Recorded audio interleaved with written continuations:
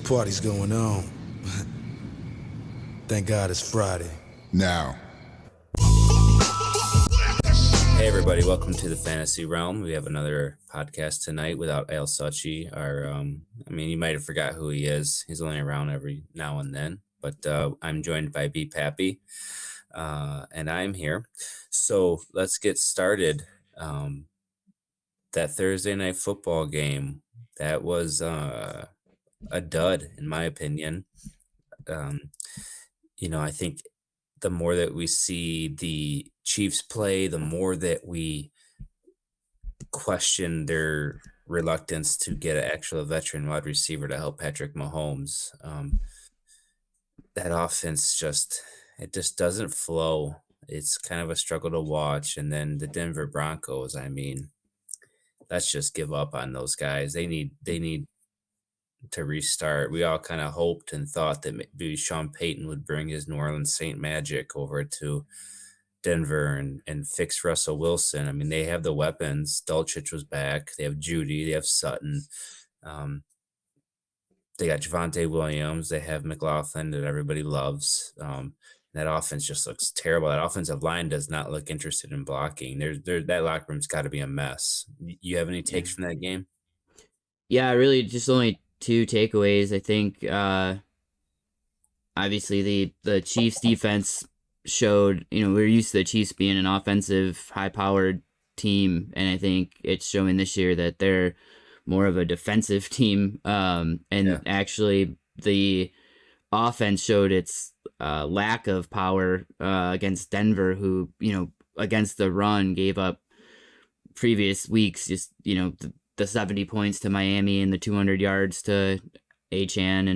And, but I thought Pacheco was in for a much bigger game, and he only scored. I'm disheartened by them. So, for me, and I don't know if you feel the same way, I'm only starting Mahomes and I'm only starting Kelsey in that offense. Yep. Pacheco, I'll do matchups, right? He didn't have a bad day. I just thought Pacheco was going to be a top 5 running back this week. And he put up good numbers, but he didn't put up top 5 running back numbers. I'm done with that offense. And it's kind of crazy to say, I only have 2.5 guys I'm starting from that offense. While we talk about that game before we transition out of it, I'm done with Jerry Jeudy. He's broken my heart. I was a huge Jerry Jeudy truther coming out of Alabama. I was all about him. I thought he was just an excellent route runner. I thought he was a great hands catcher, and I've come to watch in the NFL. He's not a great hands catcher. He's terrible. He's a body catcher, and he's got a terrible attitude. If you can still pivot away from him in a dynasty league and find somebody that might want to be excited about his youth and potential, then I would do it. But did you see the clip of Steve Smith just absolutely roasting? Yeah, and then I saw Judy's response, and it kind of shows me his character, right? You do that to Amon-Ra, you do that to Jefferson, Devontae Adams, you do that to all the the guys that are the big dogs, top 8 type receivers, which Judy has the talent to be. They don't respond that same way, and I say that I'm done with him, but he's just got so much talent where I just hold on to him. But that was a kick to the nuts. I do have to wonder how much of it is environment, though, because that offense just looked lost. Russ had less than 100 yards passing, and there were plays that there was a few plays that broke down where, like you said, the offensive line must just be awful, because he'd go back to pass and he'd go out to scramble. It was 3rd down and 5, and he couldn't even get just 5-step drop. Yeah, it was just bad, and they just looked lost. So I don't know how. I think some of that for Jeudy is environment. Sutton's emerging a little bit, but even he he scored a touchdown late. He scores touchdowns. He's their touchdown guy, right? So yeah, I don't know, man. I'm just extremely disappointed. In my bold predictions, I put that Greg Dulcich would be a top 5 tight end.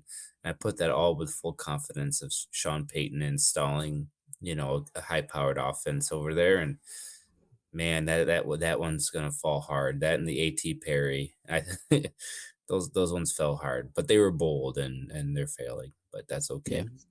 So, do you have anything prepared that from your you're a big research guy and a big data guy. Do you have anything interested for week 6? I do have a couple matchups that I was targeting. I can just run through those real quick. I'm gonna put out an article with more details, so we don't have to go through all of them. Yeah. By the way, everyone, Beep Happy is a now published writer for ProFootballDebate.com. He wrote his first article and got it published, so we have some more fantasy content. So you can expect some more sophisticated writing and directed writing now that we have 2 writers there now, so we can kind of take different approaches to things and cover more content. So you have that to look forward to. So anyways, dive in. Yeah, so first matchup that I'm targeting is Matthew Stafford, Cooper Kupp, and the Puka stack against the Cardinals. I mean, just plain and simple, Stafford is a very underrated quarterback, and we know that as Lions fans watching him play. Well, you heard the thing about garbage time, but you just look at how many receivers have come to play with him that have, excelled with him as their quarterback. Obviously, Calvin Johnson is a Hall of Famer and elite wide receiver, but Cooper Kupp kind of shined when Stafford came. I don't remember if he was doing that when Goff was there. No, Robert Woods was Goff's favorite, and then it transitioned to Kupp once Stafford took over. But I mean, just thinking back to Lions days like Golden Tate, those guys had good seasons with Stafford, and he's one of the most consistent fantasy quarterbacks that exist. I was looking at some of the metrics and numbers just over the last 3 years alone. And his deviation in points is so tight. It's usually right around 15 points. So you can go with him. He's going to be minimum risk. And he doesn't really pop off. He doesn't have that big 30-point game very often either. But he will get up there into the 20-25 points. And I think this is a prime week for that. And obviously the benefactors are Kupp and Puka for sure, but he's never in your lineup. What's that? Both need to be in your lineup. Yeah, I think you got to stack them because if he does go off, then Kupp and Puka are going to go off. It's not going to be just one of them. And this is the first time in his career that he's had 2 weapons like that are solid receivers and can be targeted 10 times and will catch majority of the balls. So there's just a lot of efficiency and pace stats with that game. Arizona's been competitive in games, so they could keep the Rams kind of out there and passing, of course. And we saw last week with Kupp's return, they did transition in the red zone to being a more passing offense, and Kyron didn't score as high as he had been the beginning of the year. So I think it's something like they were 67% were passes in the red zone, which before that was way low. That's why Stafford's scoring is actually down this year, because he hasn't been thrown. He's only has 5 touchdowns. So I want to correct you a bit. Stafford played with Calvin Johnson and Golden Tate. He did 2 years. I think. I mean, I don't know if I. It's a good comparison, I guess. I don't know. I think I would rank Puka after seeing him maybe a better in terms of the type of receiver he is, but that's true. No, you're fair. That's fair. Fair point. So anyway, I had to just cut you off for our listeners because they probably thought the same thing. They're probably like, did this motherfucker just dog Golden Tate? No, I didn't dog him, but he definitely didn't have his prime years here. He was hurt, and he's great here. He's number 4 all time in Detroit Lions receiving yards. It's not a hard thing to be up there. You had Herman Moore, Johnny Morton, Brett Perriman, Kelvin, your boy Mike Furry, fucking touchdown machine Willie Green. Yeah, it's fair. He did have 2 years with those 2, but I think the Rams are just obviously a better team than the Lions were. Back then for sure.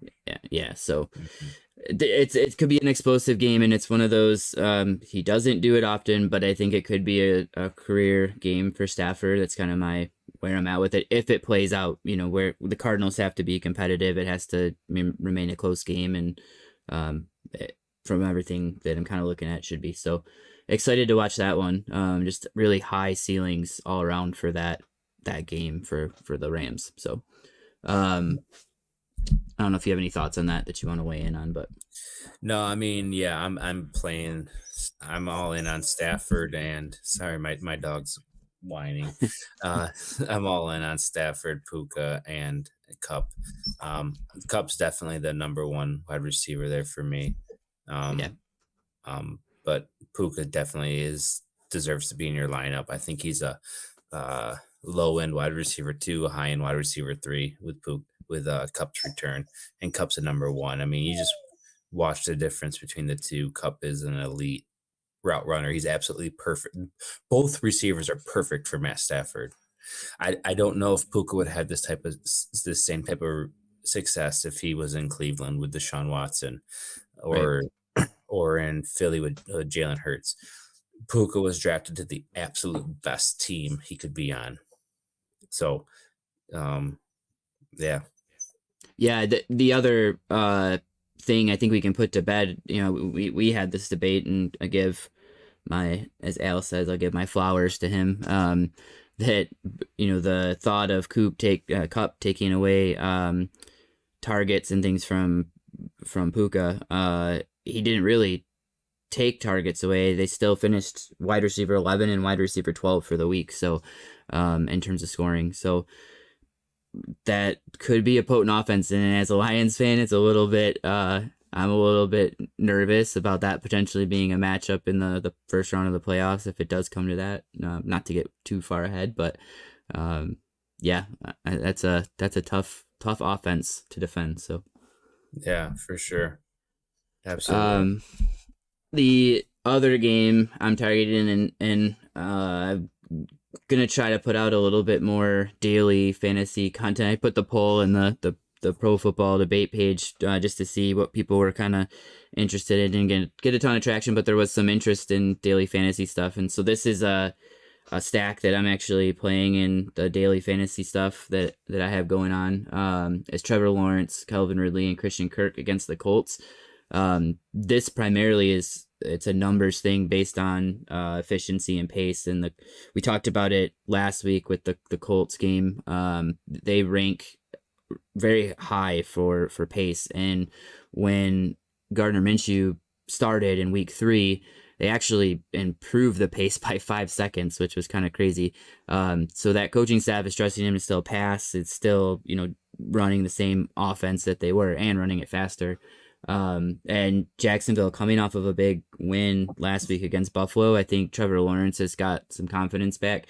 And he's one of those guys that's also super consistent. I went back to his rookie year and was looking at fantasy points and deviations from kind of where his averages were at. And he's another one that's just like Stafford in terms of consistency. But the thing he's got upside on Stafford is his ceiling. He will go off for that 30-point game. He did it like 5 times last year, so where it was 25 points or higher. So this is another really high ceiling opportunity. Of course, daily is all about the ceiling and hitting on it. But the Colts defense is not stellar, and with the pace of the game, Jacksonville ranks 3rd in snaps per 60 minutes with almost 70 snaps. So that offense is going to go. And week one, I know we can't put a lot of stock in week 1, right? Defenses and offenses are just getting into the swing of the season. But Calvin Ridley did torch the defense for the Colts with like 100 yards on 8 catches. I think he had a touchdown too. So that combination combined for almost 50 points in week 1. I'm sorry, actually that was minus Christian Kirk, but with Zay Jones, and Zay Jones was ruled out. So replacing him with Kirk, you could also plug in Travis Etienne at running back instead of Kirk if you wanted to. That is a difference in salary. Obviously, it's a value thing with Kirk. So But Kirk should slot in nice for Zay Jones and score about 10 points based on projections and the game script. So that could be a really good stack for daily.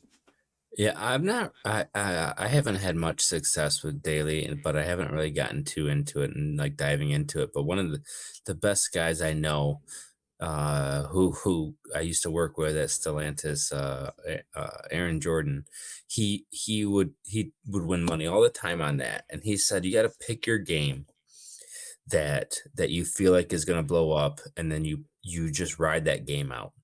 And Yeah, he would come stack. in all the time and be like, "Hey, I just won 4K off a daily. What do you want for lunch?" Like, I'm like, he's one of the coolest dudes ever. I'm gonna actually hit him up and try to get his thoughts because this homie won all the time, and yeah, he would just pick a game that he thought was going to have a huge output, and then he would just ride that game. So like he would play that wide receiver 3 for that offense, right? And that would be his cheap plays, right? So, Yeah. I that's to my knowledge. I mean, maybe I need to try it out if our listeners and people that comment are interested in that, then I'll start diving into it and giving my findings on it. But that's Yeah. the way that's what my daily fantasy, what I've done with it has been if you have to come in 40th to win money, I come in 41st. Yeah. If 10th place is $10 and then 9th place is $1,000, I'm coming in 11th. So it's just I'm always missing it. I'm always so close but so far away because I've just missed one player. So Yeah, it's that's definitely true. I mean, I'm certainly no expert in the daily fantasy realm either. I actually got more into the basketball side a couple years ago and did actually well with basketball. So the same principles though carry over. Like you said, it's stacking where you see the matchups, and same with basketball. For football, pace and efficiency is such a huge metrics, and it's all math based, right? Figuring out and what these, there's actually structures to the entries you can, or the tournaments you can get into. I recommend for anybody just getting into it to try out like the beginner single entry contest, because you'll get into these ones where you can put in 20 different lineups, and what you're saying with the stacks, what they'll do is they'll just go in and replace, one of the guys with another guy in the lineup. So if that guy gets the touchdown and the points, he's replacing the other one, and they make 20 different variations of like the same lineup. And that's really how you end up winning. But some of the research and stuff on the daily side, it really is a huge data game. And you're if you don't have the tools and pay for the subscriptions to get all the data and things like that, you're not necessarily reading the articles because everybody's playing the same lineup in the articles, but you get into like ownership percentages and playing guys that are lower owned that you think will pop off and have higher ceilings. Obviously if lower owned and they pop off, no one else has them, and you're sitting pretty. But I mean, just in the past couple of weeks, if you stacked Justin Fields and DJ Moore, nobody was probably stacking that and they blew up, and those guys probably won. I didn't pay attention to what the lineups were that won, but you could have afforded, I'm assuming, fucking Fields, Moore, Kettle, and Chase. And Tyreek Hill. I toyed with playing one last week and I never hit submit. But I had Tua, Tyreek.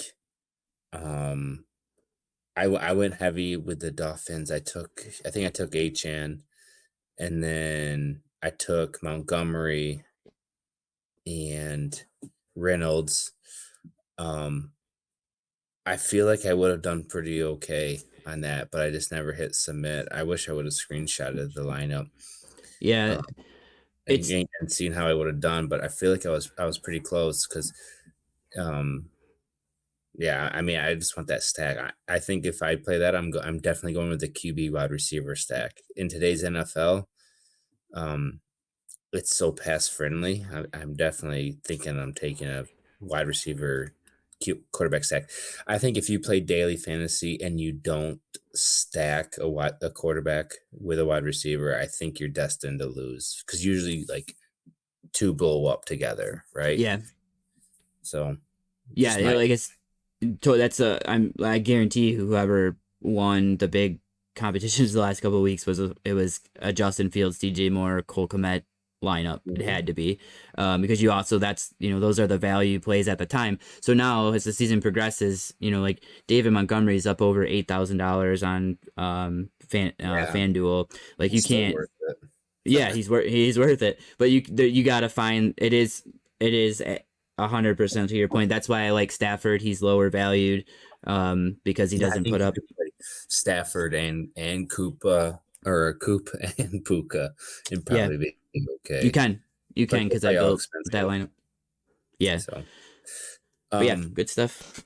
Anyways, one of my favorite things about our end of the week podcast is the Saturday 6-pack, and I really put it together for Al to be here, but he stubbed his toe on his cabinet door this morning, so he's got it icky.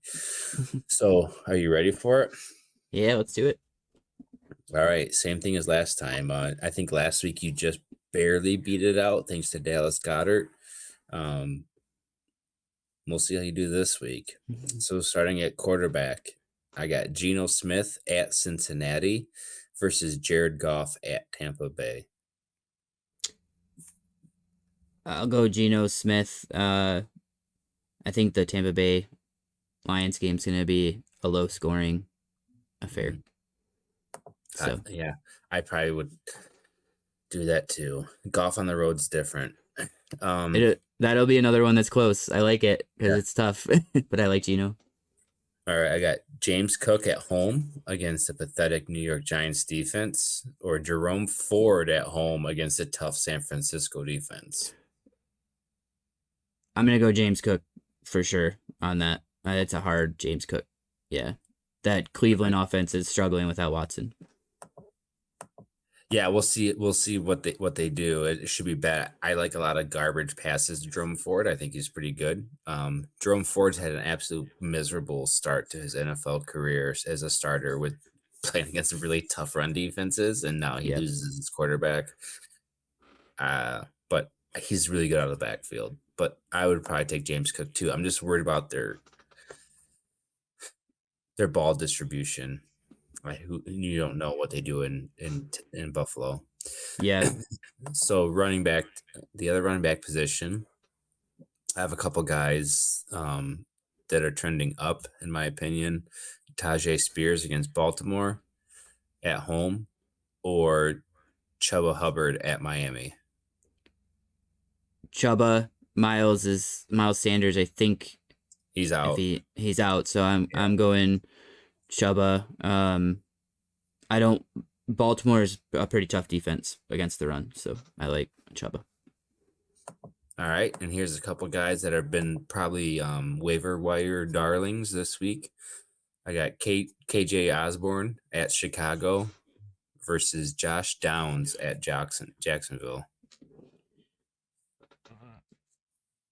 I had to go KJ Osborn. I love Downs though, and I have that in my article. But Minshew is efficient and it'll be short.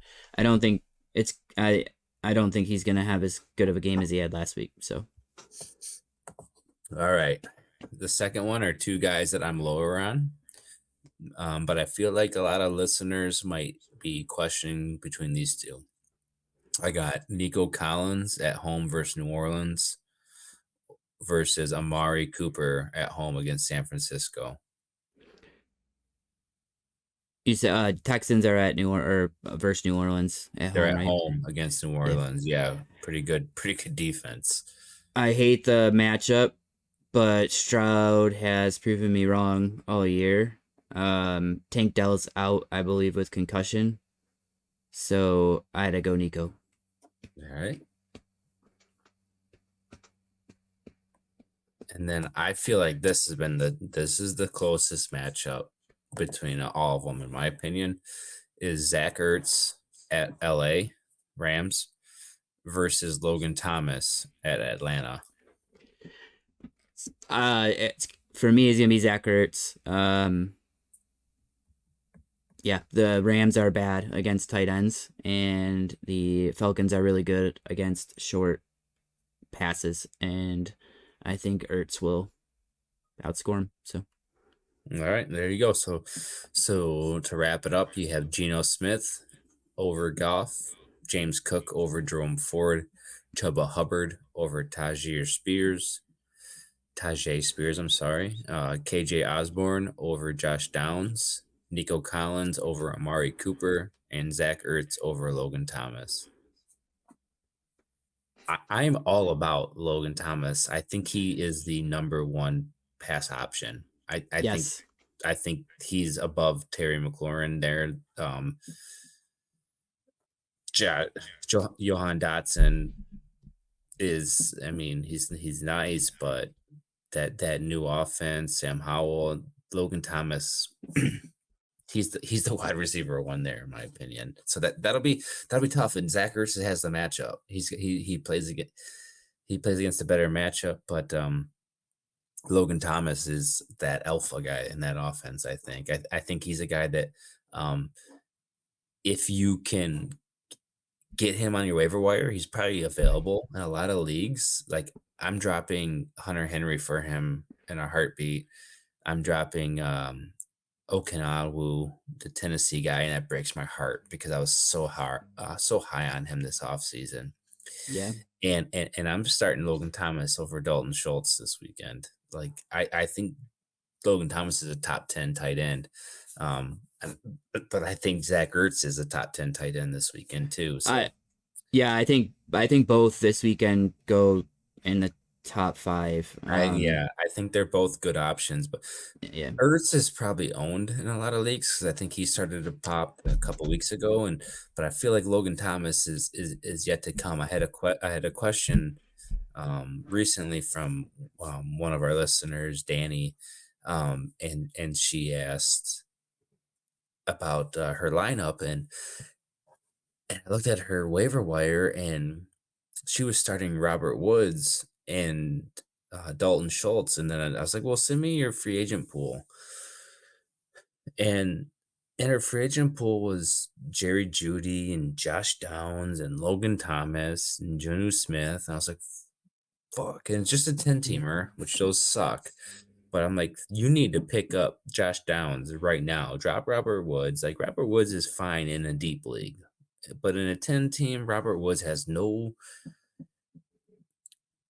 value on your roster. He's just a guy that he's safe. He's gonna get you 3 to 4 catches. He might surprise you with a touchdown every week. But Robert Woods is not gonna overtake Nico or Tank Dell for catches in a week. He's just a safe option, right? And so to me, if you're out there and you have Robert Woods type, you have even Jerry Jeudy, Sky Moore, Jaden Reed, I would drop them right now for Josh Downs in a heartbeat because Josh Downs is trending up. All those other guys are trending down. As I mentioned earlier, Jeudy in a redraft, I'm done with them. Drop them, pick up whoever. Robert Woods will never pop off. He's never going to blow up. He might have his best game this year will probably be like a 5 for 55 and a touchdown will probably be his best game, whereas Josh Downs' best game can be an 11 catch game for 100 yards and a touchdown. So, I was gonna say one other receiver that I've been, and I was gonna mention it when you were talking about the Chiefs, but is Rashee Rice. He's kind of been standing out as the guy that might emerge there. His snap counts are increasing, so only deep leagues for me, man.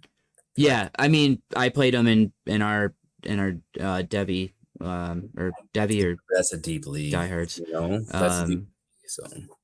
Yeah, but he did get 11 points this week, so like that's exciting for me in that league because scoring's premium, at a premium. So yeah, but versus a 10-team league, yes, 11 100%. points is a disappointment. True. So like in 10-team league, I want my minimum to be 14, 15. right? Yeah. So Yeah, you kind of have the elite to choose from. So yeah, it's just so shallow, and our league is deeper. We have unlimited rosters. So this league that he's referencing it's 12 teams, and we have 60-man rosters, but it's all salary cap. So you bid on players in the off season through an auction, and we have $150 cap to spend. But we draft the guys out of college. It's a Devy league, and then if we get those guys out of college, they're $1 for 4 years, and then after that 4 years, they're a free agent, and then we rebid on them. So, like, you can get loaded up if you draft well. It's a really fun league. If you guys aren't familiar with Devy leagues, they're a ton of fun. People get overwhelmed by them because they're like, "Oh, I don't know shit about college," but there's enough articles out there, and hopefully we'll be writing some soon, so you can kind of pick our brains on Devy leagues. But the league is so fun because nobody dominates, and normally in dynasty leagues, there's a team that separates themselves over a year, getting luck from trades, savvy trades, waiver wire pickups, and luck and all this and that. And then the league's not fun, and it kills a dynasty league because there's teams just stuck at the bottom. The teams are at the top, teams are at the bottom, the middleman. It's like our economy. There's the rich and there's the poor, and there's nothing in between. And that's how dynasty leagues kind of tend to end up.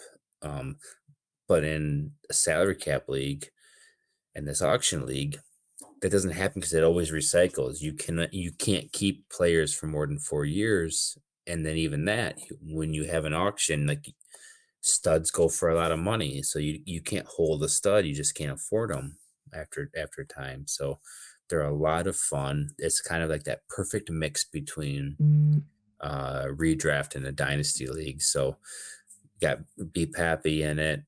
Al has been in them before, but like our podcast, he just flaked out. And then our guest drafter from last week, Nick Demers, is in a league with it, and they're a ton of fun. So yeah, for sure. Is there anything else that you have on your docket that you want to wrap up? No, another fun week football. Yeah, so this week we're going to continue to do our draft, and I believe our guest drafter this weekend is Joe Jenkins, who is he plays softball with us. We're all a bunch of softball nerds. Joe Jenkins plays, I think, with Brandon. I think he played with you last year. Yeah, he's in the draft league. So the draft league with us. So we'll be drafting against him, and we'll just basically see if Al or Brandon are chugging, because we know that I'm going to finish top 2. So time is coming. yeah, it is for sure, and probably coming next week after that fucking shit talk that I just did. Just know that if I lose and I have to chug, I won't take 14 days to do it. So good deal. So that wraps it up for us today on the fantasy realm. We will put together more daily fantasy content if that's what you guys want. We'll be more prepared next week, and to go over lineups we like, strategies we like, and to help you guys out. So if you could please do us a favor and like and subscribe to the YouTube link, we would much appreciate it. Follow us on Facebook at the Fantasy Realm. If you're into memes about football, and everyone's into memes, but follow profootballdebate.com. Tons of great memes, tons of great articles, tons of great updated content on what's going on currently in the NFL. And if you're into betting, follow the Money Line. They are very up to date on all your latest trends and what to do with all your bets. So that wraps it up for us tonight. Be happy. thank you for showing up. It would have been awkward if it was just me, if you were an Al. So, Al, I hope you're really enjoying WNBA or whatever it is you're into. Those are my last words. See ya. Adios.